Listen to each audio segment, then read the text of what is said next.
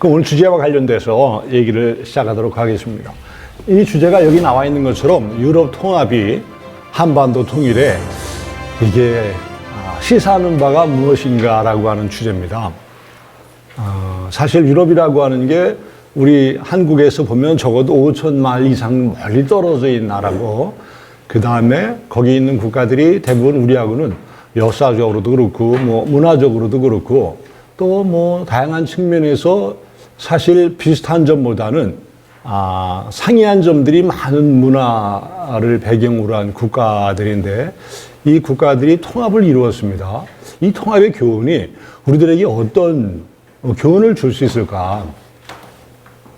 우리에게 주는 교훈이라고 하는 것들은 결국 통합 과정에 일련의 그 어떤 절차나 그 배경들이 한반도 통일에 뭔가 이렇게 의미 있게 전달해주는 메시지가 있을 게 아닌가라고 하는 생각이 드는 건데, 그런 점에 관련돼서 이제 제가 얘기를 드려볼까 합니다. 제가 이 글을 쓰기 전에 이 교보문고를 얼마 전에 갔었습니다. 광화문에 있는 교보문고.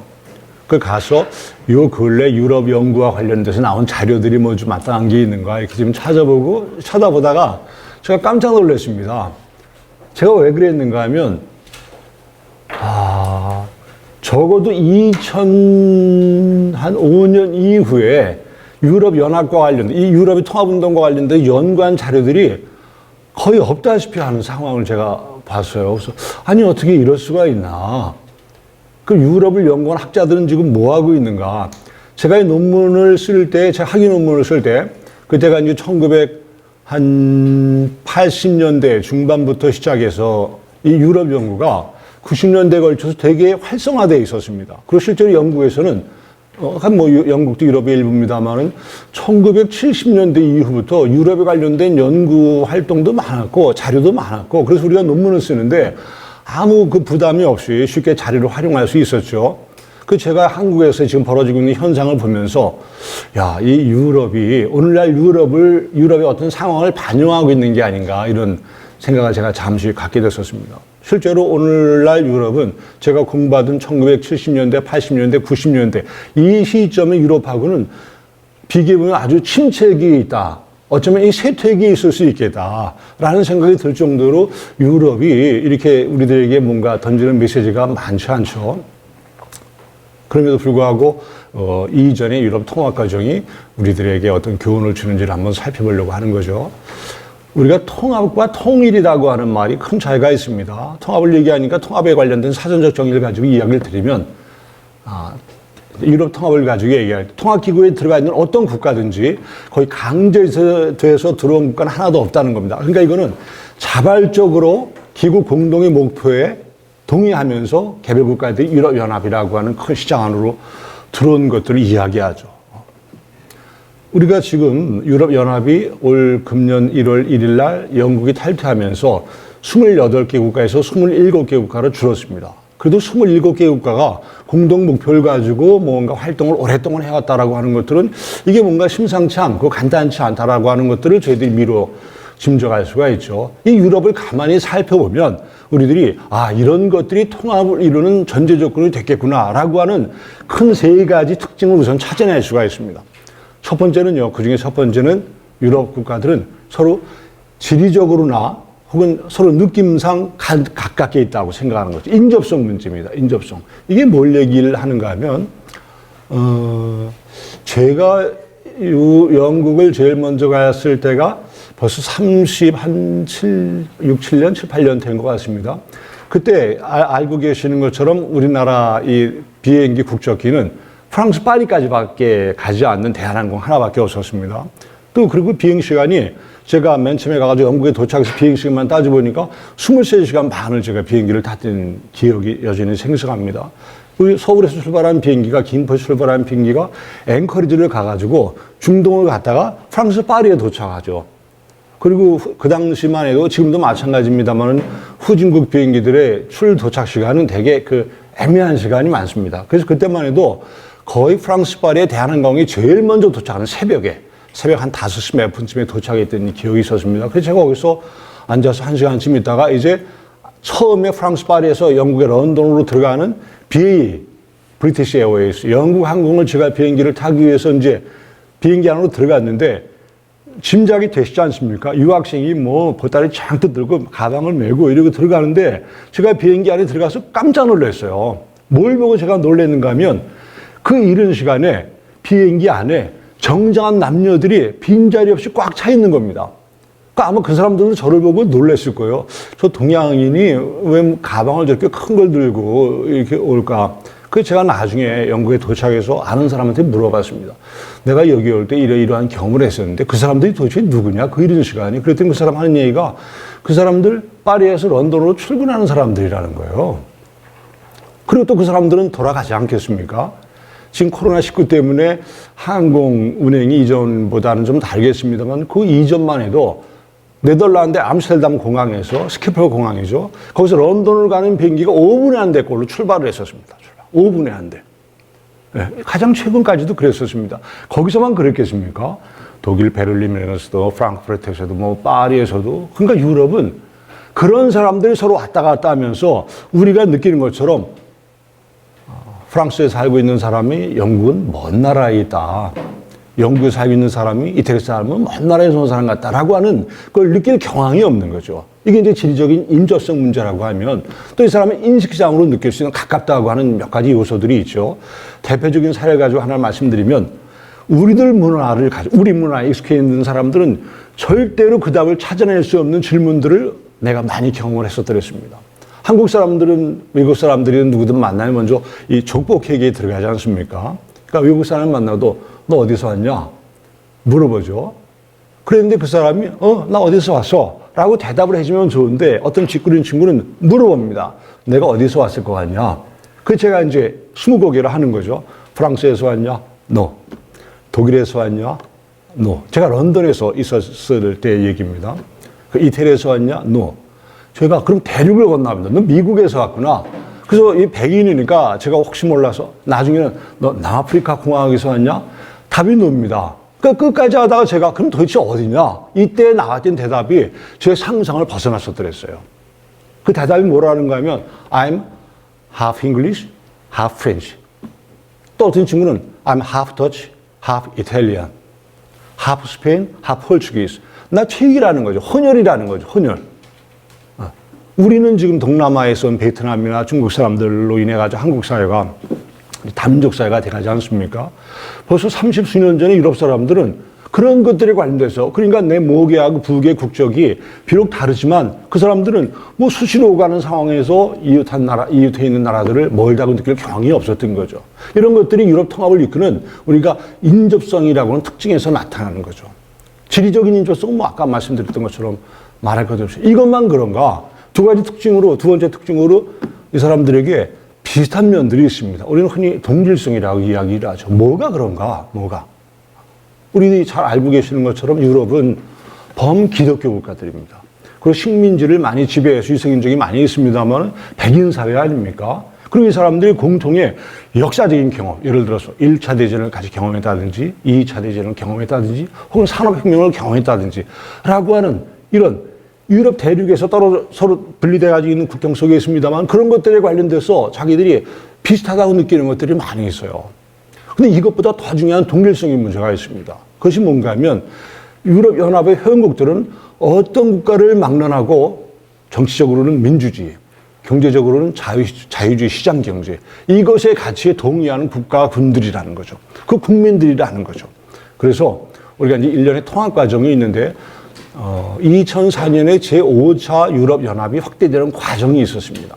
지금 27개인데 애초에는 아까 제가 말씀드린 50년에 유럽 석탄 철강 공동체가 출발되는 6개 국가에 있었거든요.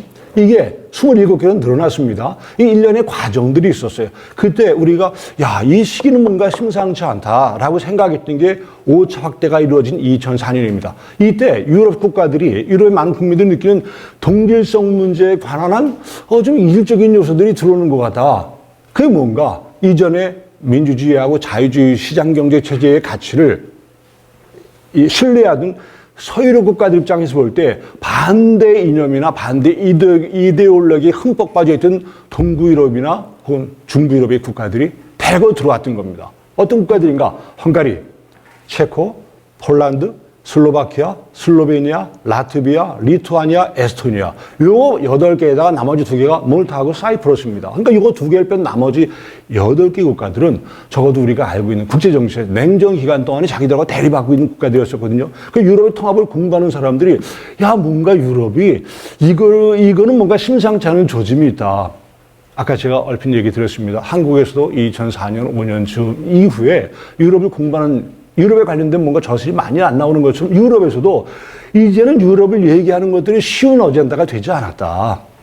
이런 것들이 있어요. 어쨌든 동질성이라고 하는 것들은 그만큼 유럽연합에서 중요한 역할을 했습니다. 통합 과정에서.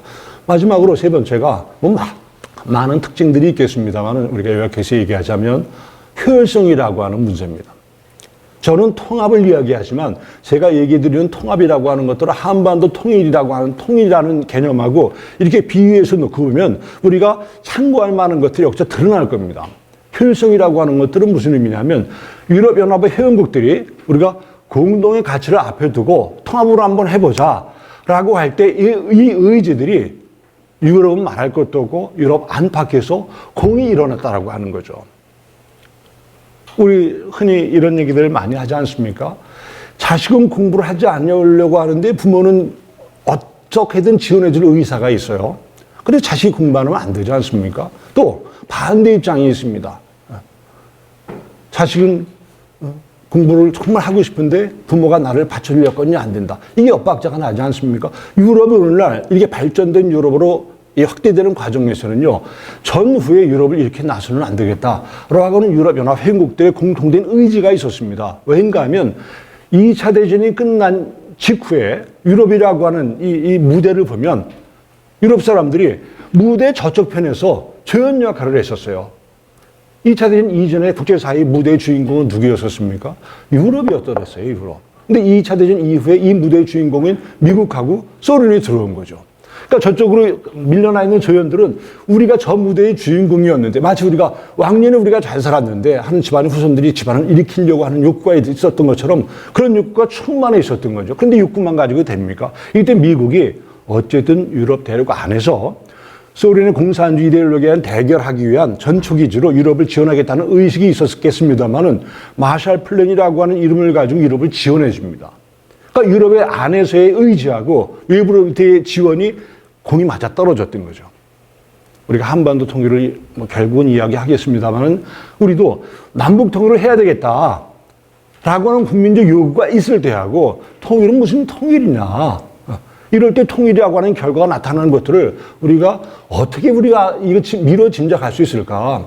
유럽이 우리들에게 그런 메시지를 던져주고 있다는 거죠. 어쨌든 이 세 가지라고 하는 요소들은 우리가 아시아 지역 통합도 마찬가지인데 통합을 위한 정말 중요한 요소다. 그럼 이것만 가지고 우리가 될 수 있겠는가라고 하는 거죠. 우리가 오늘날 유럽이 발전해 오는 과정을 우리가 초기 단계에서 놓고 보면 유럽에서는 이런 일이 있었더랬습니다. 2차 대전이 끝난 다음에 프랑스의 지도자들이 있었어요. 다 식견이 있는 사람들이죠. 대표적으로 잔 모네라고 경제기획청 장관을 했던 사람이 있었습니다. 그 다음에 슈만이라고 외무부 장관을 했던 사람이 있었어요. 이런 프랑스의 강요들이 모여서 회의를 했습니다. 뭘 가지고 얘기했는가 하면 2차 대전이 왜 발생했을까? 그걸 살펴보니까 2차 대전의 발발 원인이 있었습니다. 히틀러가 등장한 거죠. 그럼 히틀러는 왜 독일 국민들을 자극해서 2차 대전의 발발 원인을 만들었을까? 또 살펴보니까 그때 프랑스의 책임이 있었다라고 하는 거죠. 무슨 책임이냐? 1차 대전이 끝난 직후에 프랑스의 정치 지도자들은요, 국경을 맞대고 있지 않습니까? 프랑스하고 독일이. 그러니까 전통적으로 앙숙입니다, 앙숙.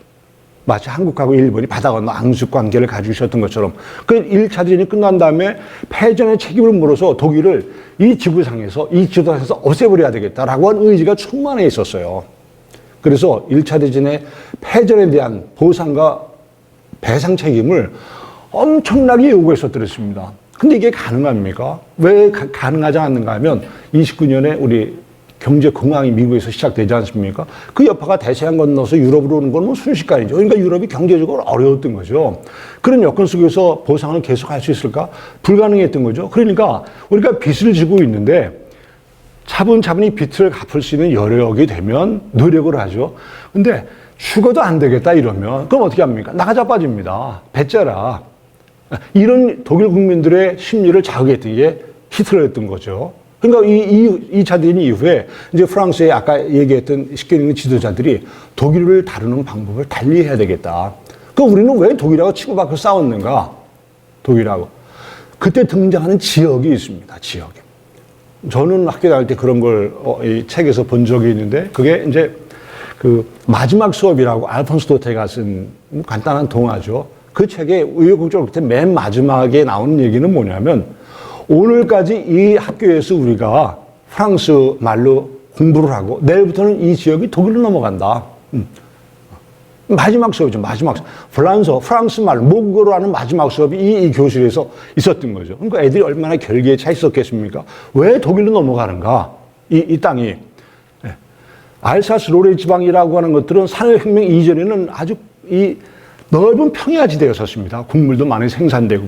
그러다가 이 지역이 산업혁명이 시작되면서 철강하고 석탄이 엄청나게 매장되어 있는 지역이라는 게 확인이 되는 거예요. 그래서 시민국가가 거기다 먼저 깃발을 꽂았습니다. 공교롭게도 이 지역이 프랑스하고 독일의 국경 즈음에 있어요. 그러니까 독일이 힘이 있으면 여기다 갖다 깃발을 꽂고 자국의 땅으로 만들고 또 프랑스가 힘이 생기면 여기다 갖다 프랑스 깃발을 꽂고 우리 땅을 만들었던 겁니다. 이게 나폴레옹 전쟁 이전부터 그래왔더랬습니다. 그 1차 대전이 끝난 다음에 프랑스에 이기지 않았습니까? 뺏어왔어요. 나치들과 등장해서 프랑스를 점령하지 않았습니까? 또 뺏어갔어요. 이런 일련의 과정이 있었답니다. 그래서 이 프랑스의 지도자들이 이거를 우리가 공동 관리를 하자. 패전국 독일은 우리가 요구하는 모든 걸 받아들일 준비가 되어 있겠지만 우리가 1차 대전 이후처럼 또 몰아세우면 유럽의 분열은 계속될 것이다. 라고 하는 메시지를 유럽 인근 국가들에게 던지게 됩니다. 그래서 주변에 있는 국가들 벨지움, 네덜란드, 룩셈부르크, 그 당시 서독이죠. 패전국 서독. 그다음에 프랑스, 이태리가 모여서 석탄, 철강을 공동 관리하는 기구를 만들자라고 하는 것이 우리가 지금 알고 있는 유럽연합의 최초의 이름입니다. 그리고 그 이후에 유럽 원자력 공동체, 그 다음에 유럽 경제 공동체라고 EEC라고 있었습니다. 이거에다 아까 말씀드린 유럽 철강 석탄 이 세 개의 기구가 동시에 존재하다가 67년에 하나의 기구로 통일을 합니다. 이게 유럽 경제 공동체죠.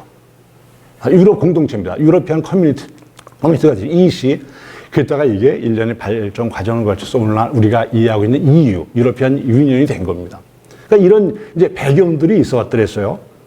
근데 이제 우리가 가끔 유럽을 살펴보면 희한한 게 있습니다. 이 사람들 분명히 통합을 이뤘다고 하는데 유럽을 여행 가신 분들은 실감나실 겁니다. 영국은 여전히 파운드화를 씁니다. 그렇잖아요? 대부분의 국가들이 유로화를 쓰는데 영국이나 덴마크 이런 국가들은 자국의 통화를 여전히 고집합니다. 이게 무슨 통합이냐. 또 국경을 이동할 때 뭐 벨기에에서 네덜란드 갈 때, 네덜란드에서 독일 갈 때, 독일에서 스위스 갈 때 국경에서 아무 통제도 하지 않고 그냥 넘어가죠. 여기 요 땅은 독일이고 여기는 스위스라고 합니다. 그리고 우리가 다리를 걸치고 사진 찍은 것들도 많이 있지 않았습니까? 그런데 영국을 들어갈 때는 또 까다로워요. 그러면 영국은 왜 국경에 관한 한 다른 국가에서는 열지를 않는가? 이런 좀 혼란스러운 문제들이 생기는데 우리들 기준에서 놓고 보면 혼란인데 유럽 사람들 입장에서 볼 때는 이건 지극히 당연하다라고 생각하는 겁니다. 그게 뭔가? 그게 통합을 이뤘으면 다 해야지 왜 하지 않느냐는 거죠. 유럽에는 우리가 통합에서 두 가지 기준을 마련해 놓고 선택하라고 합니다. 선택. 하나는 뭐냐면 정부 간수입니다. 정부 간수. 우리가 인터가버먼털리즘이라고 얘기하는데 정부 간수입. 또 하나는 우리가 초국가주의라고 얘기합니다. 수프라내셔널리즘이라고 하죠. 그 가운데 주권을 놔둡니다. 이 주권. 우리가 주권이라고 하는 것들은 거시적으로 놓고 보면 영토, 국민, 그리고 주권. 그래서 국가를 구성하는 3개 요소 아닙니까? 이 주권을 가지고 서로 다른 해석을 하는 거예요. 실제로는 그런데 그 주권이 아닙니다.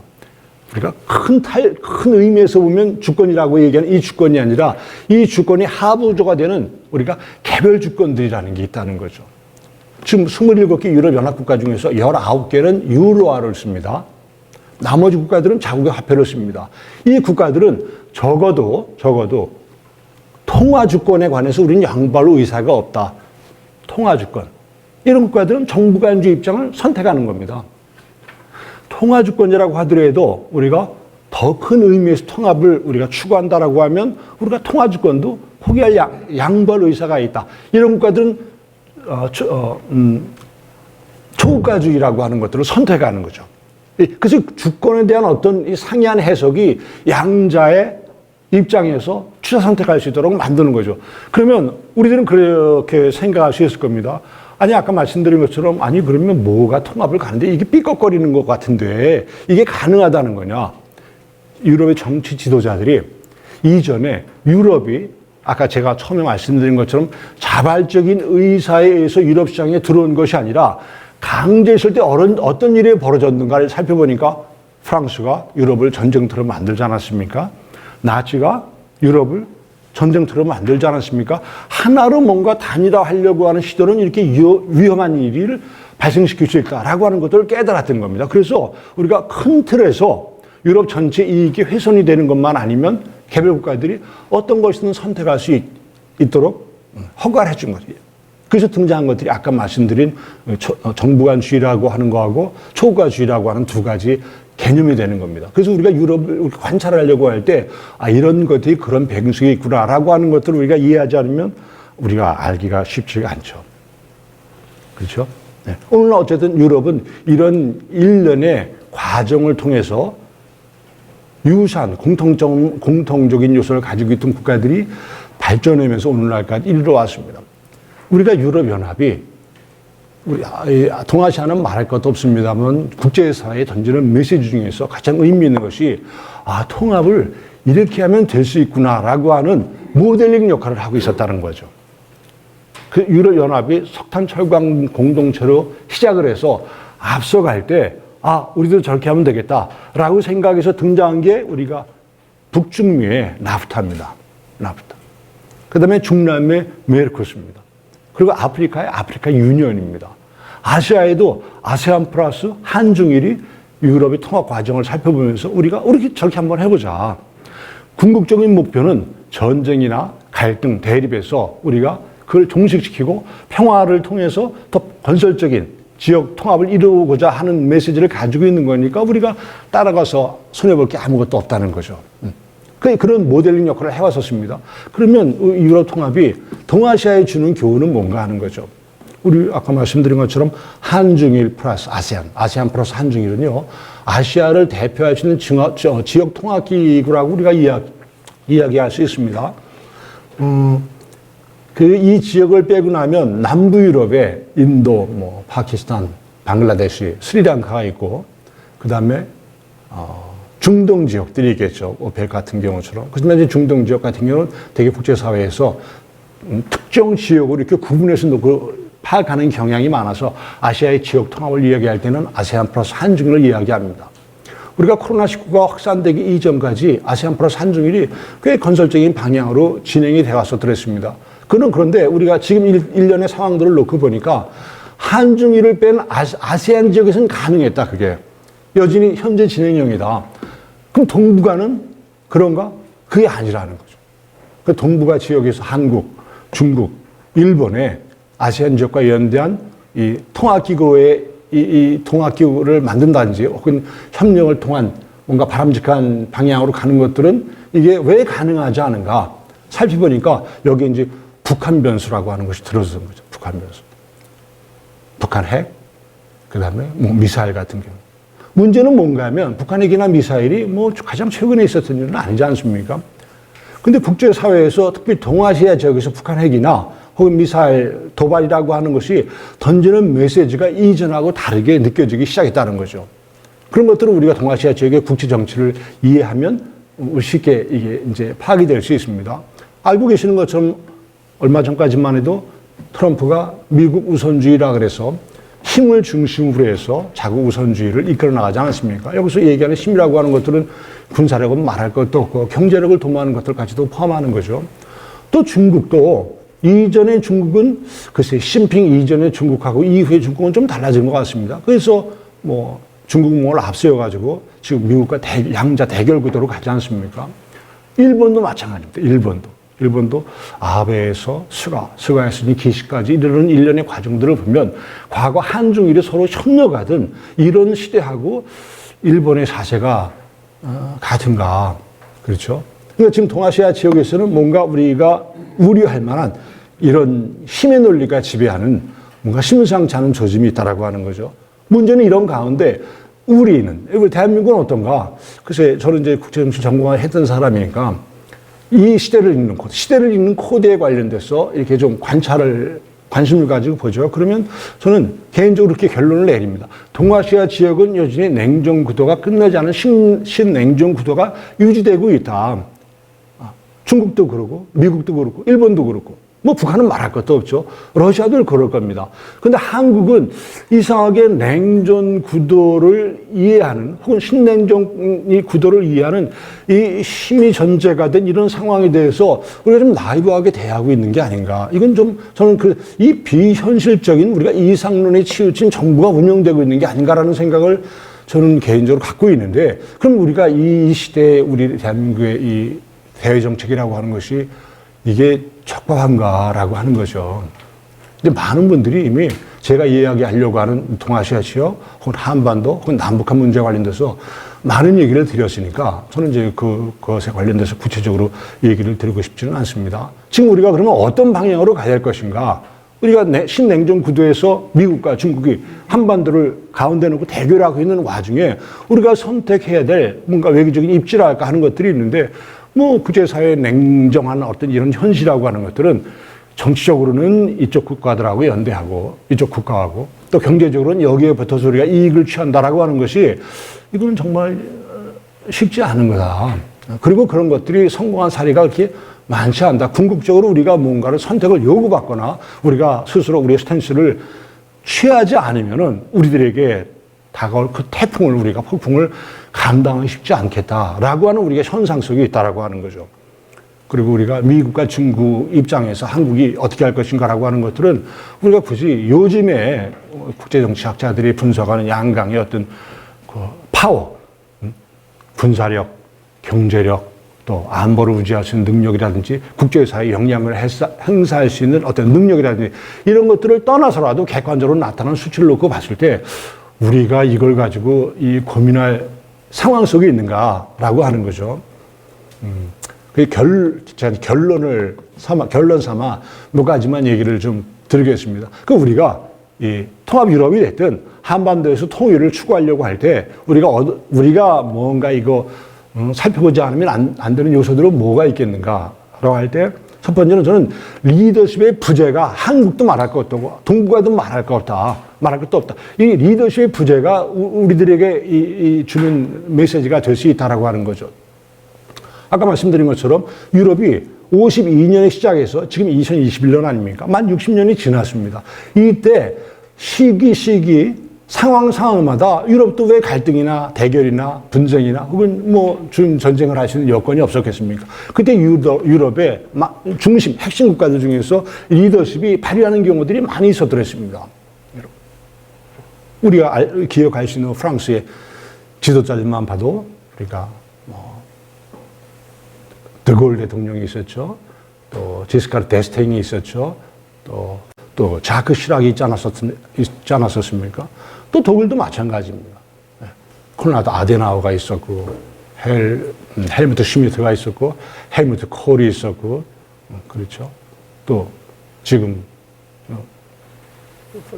이제 뭐 권좌에서 물러나는 상황이 됐습니다만은 이런 일련의 지도자들이 서로 갈등의 국면 속에서도 늘 더 큰 이익을 위해서 개별 국가의 이익이라든지 혹은 유럽의 발전을 위해서 부분적인 것들은 포기할 수 있는 그런 아량이나 안목이 있었더랬습니다. 이전에도 보면 영국은 늘 엇박자가 내는 이 트라이앵글 속의 한쪽 다리였었더랬습니다. 그럼에도 불구하고 미스터 유럽이라고 불렸던 에드워드 히스라고 하는 사람은 통합을 위해서 노력을 했었고, 그 다음에 마가렛 대처 같은 경우, 또 존 메이저도 그렇고, 그 외에 지금 토니 블레어 같은 경우도 위기 곳곳 상황 이런 시기 때마다 더 큰 통합을 위해서 이것이 이제 유럽의 재앙을 막을 수 있는 길이라고 생각해서 협력의 이 방안들을 모색하고 아이디어를 짜내고 그랬었더랬습니다. 그럼 아시아에서는 지금 그런가?